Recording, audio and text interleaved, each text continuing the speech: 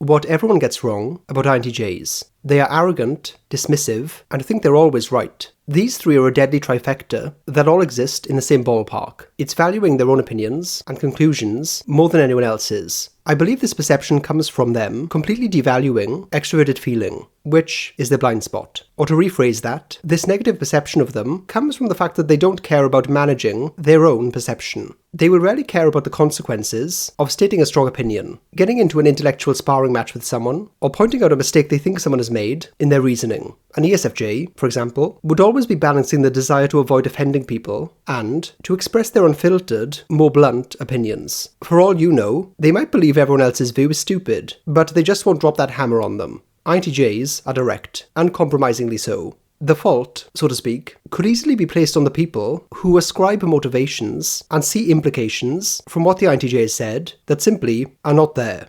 Number 2. They're unemotional robots. The coldness that other people perceive from them comes from a very specific place, namely, the way they make decisions. INTJs are deeply emotional people, but they don't make decisions based on their emotions. It can motivate them and be their fuel, but it's not what dictates how they act. Not making decisions based on emotion is not the same as being unemotional. They don't act upon those emotions like other types might, but they still feel them with intensity. So to summarize, they are emotional robots.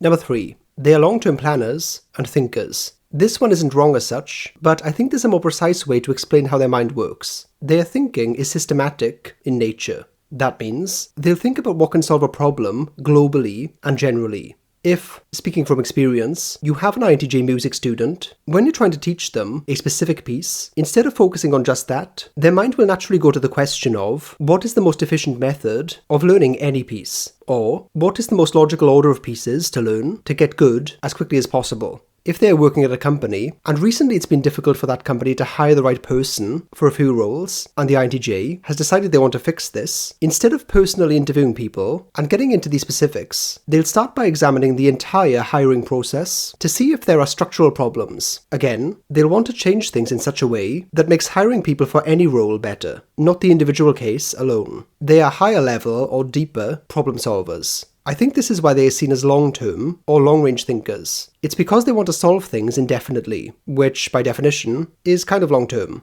They are also capable of being immensely patient problem solvers, so they can wait for things to come to fruition. Number 4. They are antisocial. If you were going to characterize them in this kind of way, I'd say asocial would be better, but even that misses the point. They're introverts and often focused more on hobbies, interests, and work as opposed to people. But they're also energy conservers and min-maxers. This, I think, is a massive factor when it comes to socializing. To INTJs, socializing on its own often doesn't feel like enough of a benefit. If it's combined with other things, like an activity they enjoy, or perhaps working on a project with someone, that makes a huge difference on how appealing it is to them. If you're an INTJ, I'm currently, as you might be able to hear, kind of ill. I've suffered for you, so you can suffer and subscribe in return. And if you want your suffering to be deeper and extended, then join the Love Who Discord server. The link for that is down below.